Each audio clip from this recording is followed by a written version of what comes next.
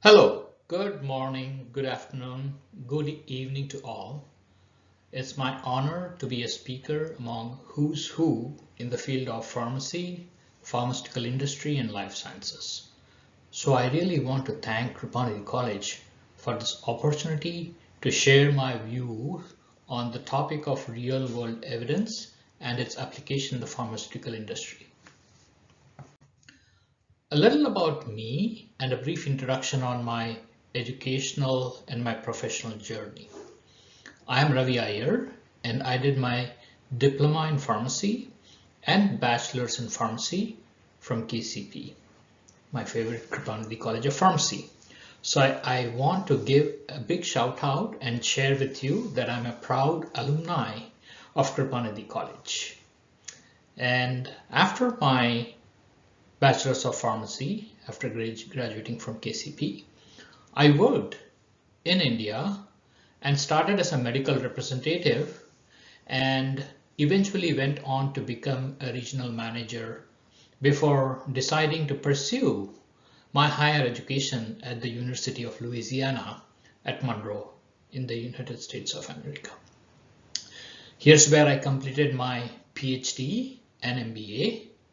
And I have about 18 plus years of experience in the field of HEOR, which is called as Health Economics and Outcomes Research. And I currently lead the real world evidence strategy function at Teva. It would have been awesome to be amongst you in person, or at least present live virtually at this international conference of KrupaPharmaCon 2022. However, I am unable to do so as I am traveling for work-related commitment, but hopefully that time to meet you all in person comes soon. Before I proceed to discuss the content of my today's presentation, here's a small disclaimer normally required to be shared by my organization for outside speaking opportunities. Next slide. So, what is real world data and real world evidence? One might ask, is there something called as unreal world? So I would like to take a minute or two to define these two terms because they form the basis of my presentation. Real world data are the data on patient health and healthcare collected from sources outside of a clinical trial, outside of a randomized clinical trial.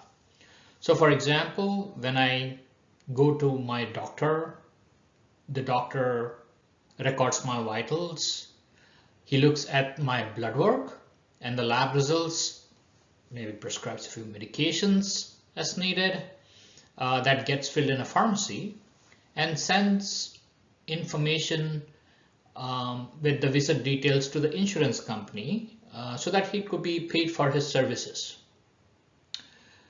These touch points are captured in different systems. In my example, I listed at least 4 places where my healthcare data and healthcare provided are captured in some shape or form. For example, the lab data where my samples get analyzed, the prescription data in the pharmacy, the medical claims data where the doctor sent the papers to the insurance company, and the other data. These are just 4 examples. There are many other data, as you can see in the slide in here. Data can be captured from the apps and devices like the phones, from the image data that may be captured from MRI imaging, X-rays and the likes, from disease registries where patients are observed on a longitudinal basis, and the other things like consumer data, for example, social media data. So those are all the data that are captured outside of a clinical trial. So I'm pretty sure that you got a gist of what this real world data is. And I just want to make sure that I drive this point home because there's a lot of confusion on what this real world data is. There is also confusion, and the terms RWD and RWE are used interchangeably. So that brings me to clarifying and defining the second term, which is RWE, which is nothing but the real world evidence, usually it is clinical evidence, regarding the usage and the potential benefits and the risks of a medical product or devices that are derived from the real world data. Analysis, synthesis, and generation of evidence from the data that is captured outside of clinical trial is called as real world evidence. So you now clearly know the difference, the key terms: real world data, real world evidence, the difference between the two, and how it is different from the data that is captured in the clinical trial. Now to the main topic of this session: why the heightened importance or growing importance to the real world data and real world evidence in recent times. I think there are several drivers for the same, and these drivers can be bucketed mainly into three areas. One is advancements in the data infrastructure, the advancement in the evolving technological landscape, and last but not the least, the changes or the advancements in the regulatory policy landscape, not just in the US but across the globe.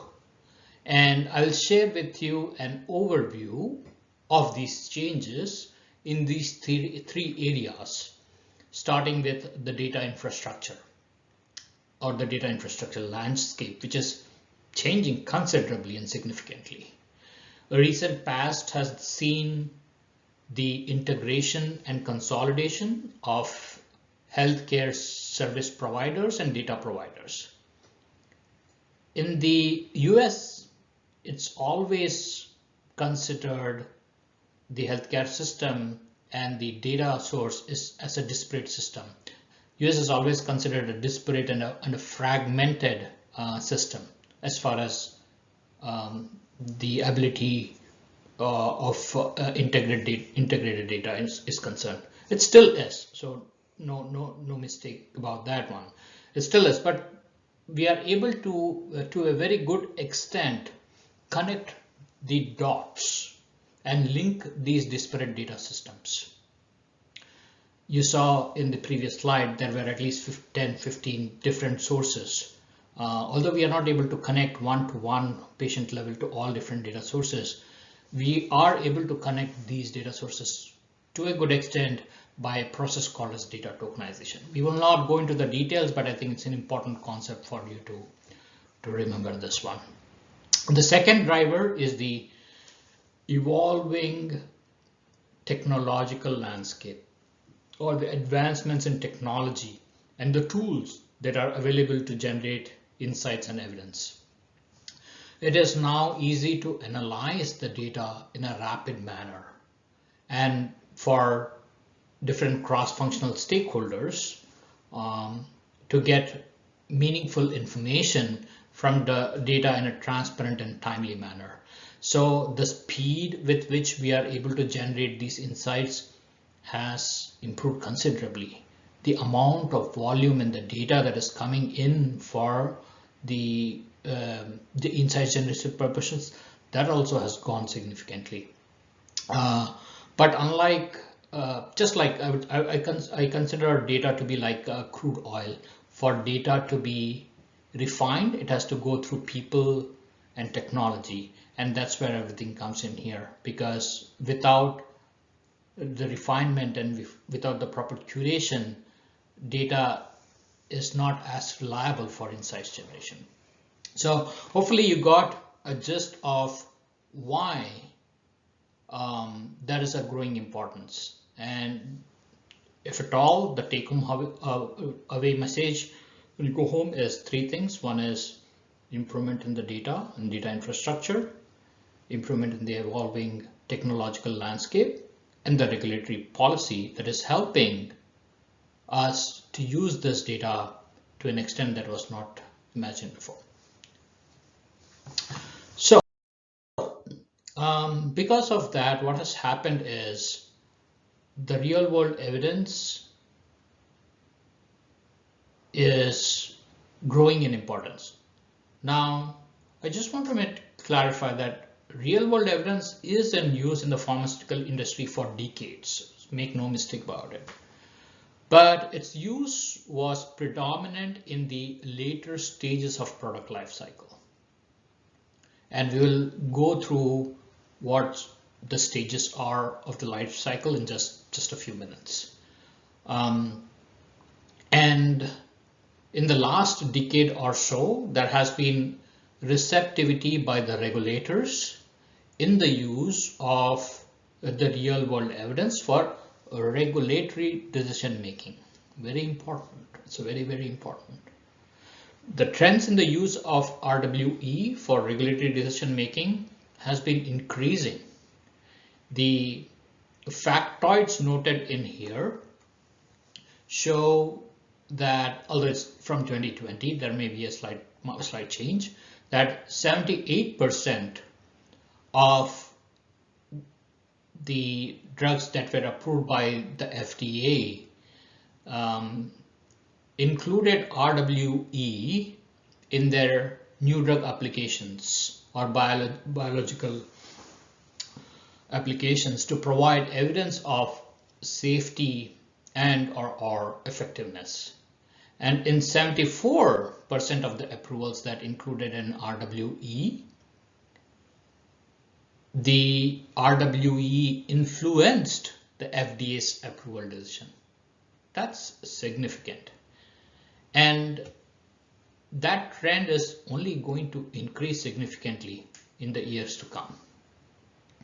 Now, one more factor, I would not say that that's a sole factor, is the pandemic that highlighted the expanding role for real-world evidence and how data can be fit for purpose to meet the drug approval and market access standards. For example, the use of real-world evidence in the approval of COVID-19 vaccine. There have been significant uptick in the use of RWE, sometimes as supportive and sometimes as a primary component for drug approvals and for label expansions.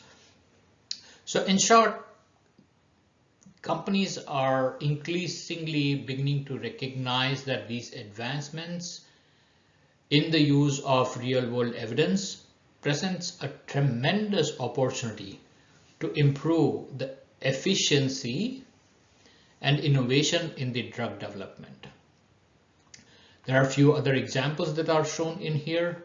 One is on the approval of Prograf for the organ rejection in adults with pediatric lung transplant, and the approval of Zolgensma for spinal muscular atrophy.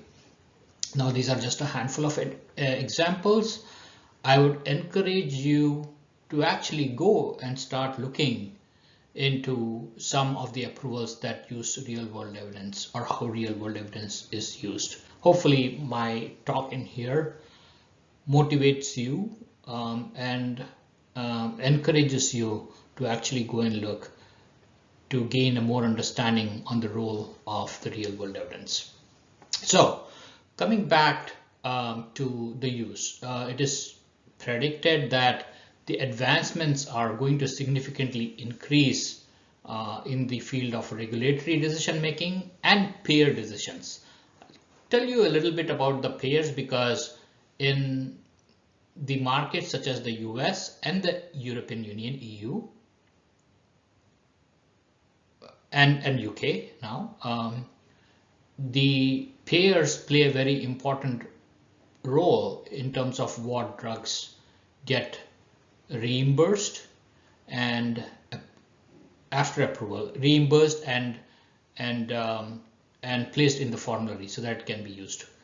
Anyways, there's a tremendous opportunity to leverage the RWD and E insights for internal decision making as well. Not just the regulators, not just the payers, but for we as pharmaceutical manufacturers, there are tremendous insights that we can gain from the RWD for many of the decisions that we make, many of the critical decisions that we make, including go, no go decisions, things like that. For example, supporting the clinical development, the research and development, the regulatory affairs, medical affairs.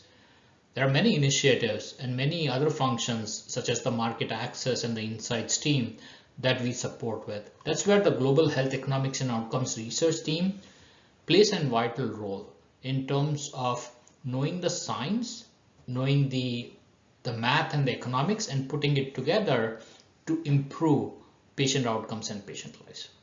So hopefully the few minutes that I spent on defining these terms and how it is used provides a very good context on the growing importance of the RWD and real world evidence RWE in recent times.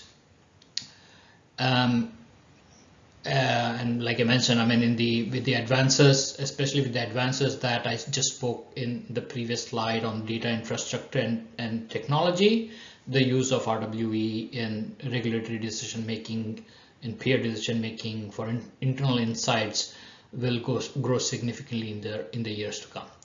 So again, hopefully it gives a good appreciation of the growing importance of the RWE in pharmaceutical industry. That's kind of one of the main key lines or the title of my presentation. Now going to the second part of the presentation, how do these advancements contribute to the growing importance in product development? So this brings me to delve into the opportunities specifically. So we know that the efficacy and safety of the drugs are assessed using randomized controlled trials. And although RCTs are considered as the gold standard, it has got its limitations. The findings from the RCTs cannot be generalized to real world practice, because once the drugs is approved, it is being used by hundreds and thousands of patients in many instances, and used by people who have different disease characteristics, different comorbidities, different drugs that they have taken. All these things have not been studied in the RCTs, right? So the way the drug would behave once it's approved may change significantly. So RCTs do not account for the broader population managed in routine clinical practice and its specificities. For example, the vulnerable populations or the population managed in a clinical practice with concomitant drugs and different lifestyles. RCTs are often of limited duration as well and unable to assess the long-term safety and effectiveness, and the regular follow-up and close monitoring in the clinical trials do not reflect the clinical practice, right? Because clinical trials are 12 weeks, 24 weeks, month, 6 months, 1 year, the like. But then when the patient takes the medications in the real world setting, the hope and the expectation is that they would take it chronically in instances where they are appropriate to be taken chronically. So here's where the data and the volume of data comes into play. The real world data, including digital, for example, data from devices and watches, in addition to the patient generated data, because patients also actually contribute in various platforms, give the ability for us to look into some additional sources of these data as well. And we are increasingly able to optimize research and the development programs using such data. And like I mentioned, the new technologies are key to address these gaps, especially when it comes to collecting data on genomics, biomarkers, for example, imaging data among the others, and the sheer volume of the data that is emerging from the from the real world is driving the improved understanding of let's say disease processes and the medication, and it gives the ability for us to use such information for planning for our clinical trials.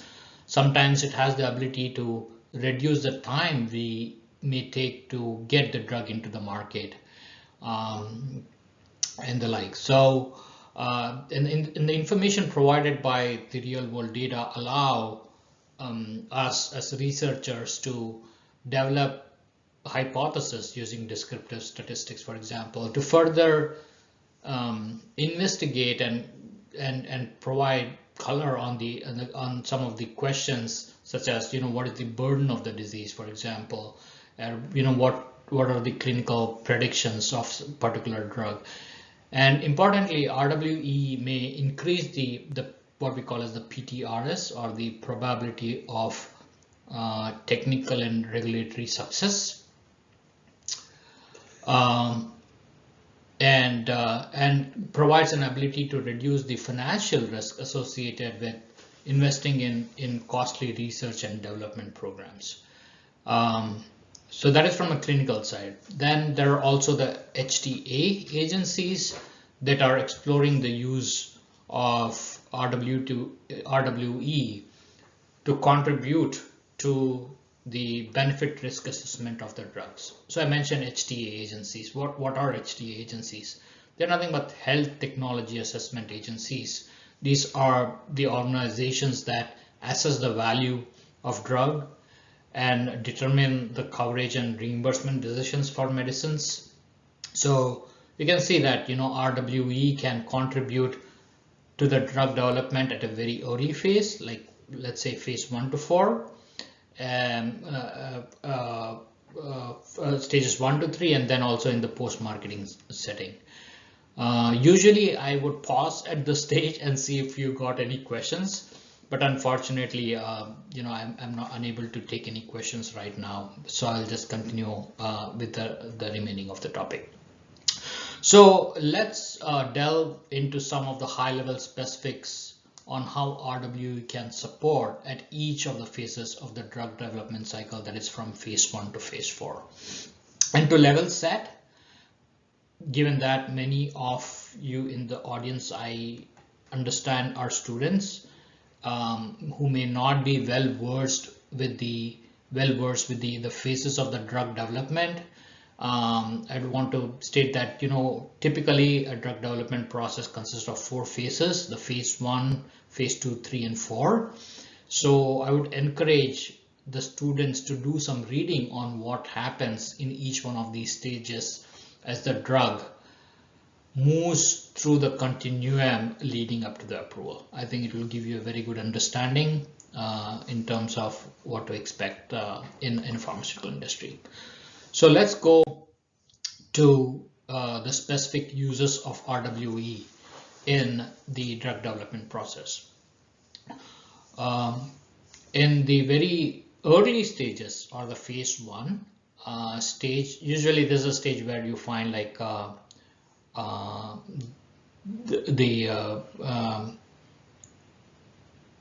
safety of the drug, to make sure that the drug is safe in a healthy volunteer population. So just so that everyone is aware, for pharma drug development, safety always trumps the efficacy. First we need to show that the drug is safe, and then we move on to see what dose it is effective, what population it is effective, and then look into the effectiveness of the drug.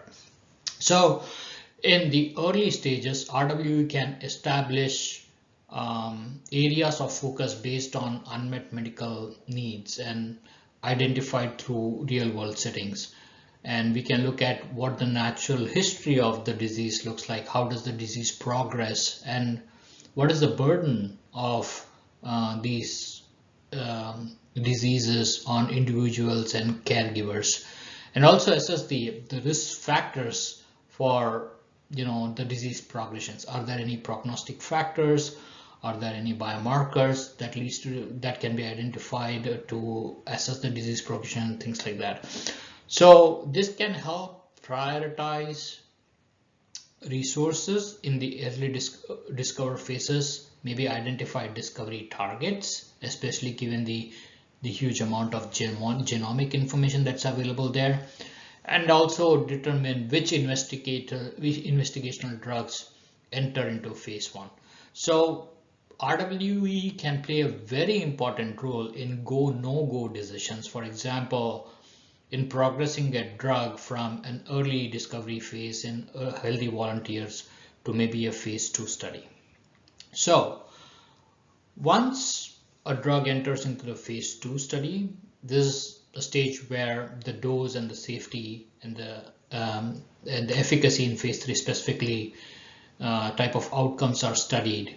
And in most instances, the results from the phase 2 can be used in order to plan for the phase 3 studies.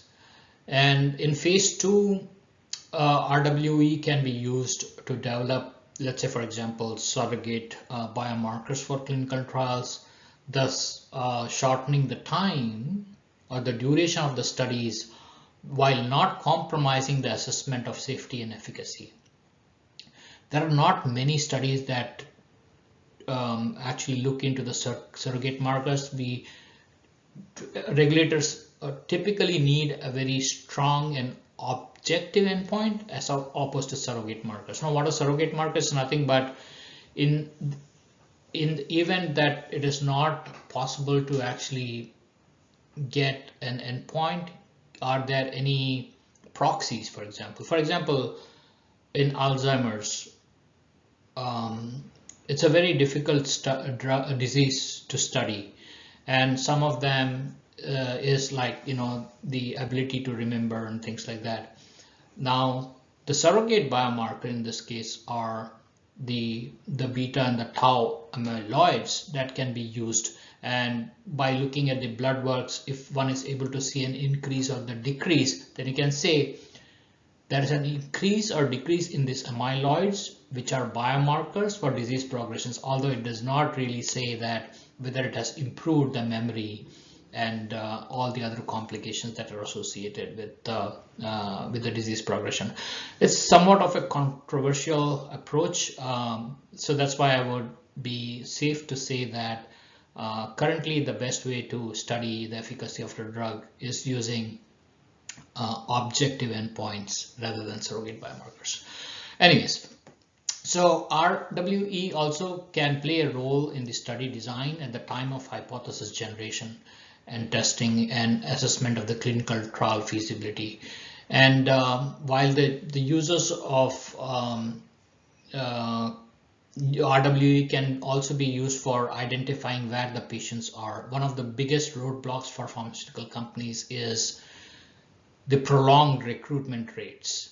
It takes time, and any time the clinical trial is timing is increased, it increased the budget by quite a substantial amount. So I think clinical trial site participation is an important place as well.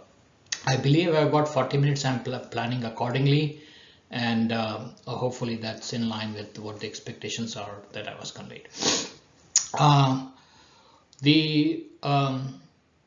As you saw, the FDA has granted approvals for products based on RWE serving as historical controls. That's again a big ocean topic, and I do not want to delve deeper into that one, but there's a great ability for pharmaceutical companies to use RWE for planning clinical trials using natural history studies and external control arms that has the ability to shorten the timelines and gain market approval at shortened timelines, although the standards and bars to achieve that are quite high. And finally, last but not the least, the ability to use RWE in registration and the phase 4 phases as well. So for phase 4 and the post-registration, that's a very common use, right? Because it can be used in post-marketing studies, because we know that now the drug is in the market and a lot more patients are taking this medication. for a longer time. So RWE can inform the long-term safety, for example, of these drugs, and it can also help identify some safety signals or adverse events that were not observed in clinical trials because it was in a smaller number of patients and it was a shorter duration. But in the real world, we have more patients, longer duration, follow-up in the real world setting. And that's why you are able to actually, look into these aspects. And one additional point I would want to say is its ability to help with the label expansion studies. Now that the drug is already there in the market, some prescribers may use it for areas that they were not approved for, and hence you can use that evidence to perhaps go to the regulators and say and demonstrate the evidence and perhaps use this real world evidence for label extension studies. And there are definitely a lot of examples on the use of RWE for label extension. For example, that I can think is the example for Ibrance. Please go and take a look at it if you want to read more on that one. So let me go to my last phase of the presentation, which is what are the challenges associated with RWD. Obviously, you know that with opportunities come challenges. Likewise with the real world data as well. So in general, I would like to classify the challenges also into three buckets. The first bucket would be the challenge associated with the data itself, the challenges associated with the methodology, and finally the organizational barriers as one of the challenges. And these challenges have been clearly demonstrated during COVID pandemic, and one of the main thing is RWD must be collected with an intended purpose in line with patients' rights, but we need to obtain ethical approval, we need to comply with the reviewers, the requests, and the transfer of the data to the third parties and the likes.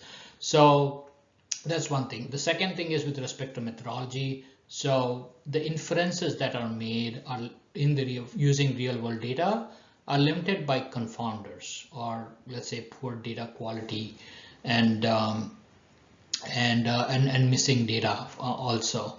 And it's not a perfect science. There, like I said, the data may also be fragmented, and therefore the ability to make meaningful inferences should be done with cautions. Also, the RWE that is being obtained, or the RWE data which is being obtained, are from different sources. So it also raises concern on some of the data privacy and ownership, who will own the data and the like. So it is important to make sure that all these factors are taken into account when doing that one. And finally, the organizational barriers. Given that we know that there is a receptivity of RWD and RWE, everyone sees an opportunity, everyone wants to kind of make a contribution jump. So there's a lack of clarity, lack of organizational buy-in at higher levels of management. It is important to actually break those data silos and challenges with interoperability issues that come into play. And that's why I think setting the strategy is important. That's where I lead the real world evidence strategy, making sure everyone within the organization is kind of aligned with what we do and how we do and what impact it would make. Aligning the strategy with the external stakeholders, data partnerships, and the likes are important. And that's why I love this role, because there's an opportunity for us to show how we can address some of these concerns and break these challenges to help patient lives. And the last slide is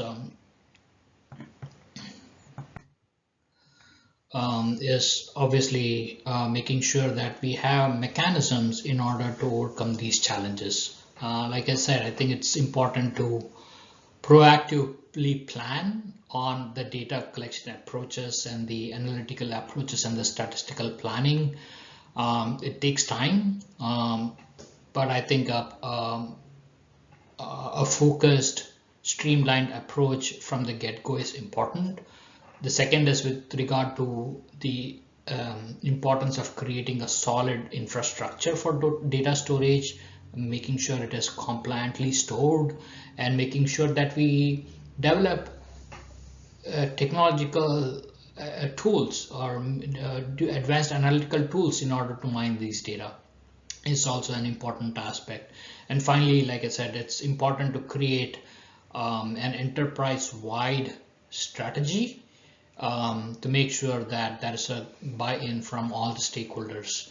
So to wrap up, the focus on RWE and D is relatively new, and there's a great excitement about its potential and its value. There are many advantages that you saw with the use of RWE and where it can be used. So are the challenges as well, but there are ways in which one can approach in order to break these challenges and silos.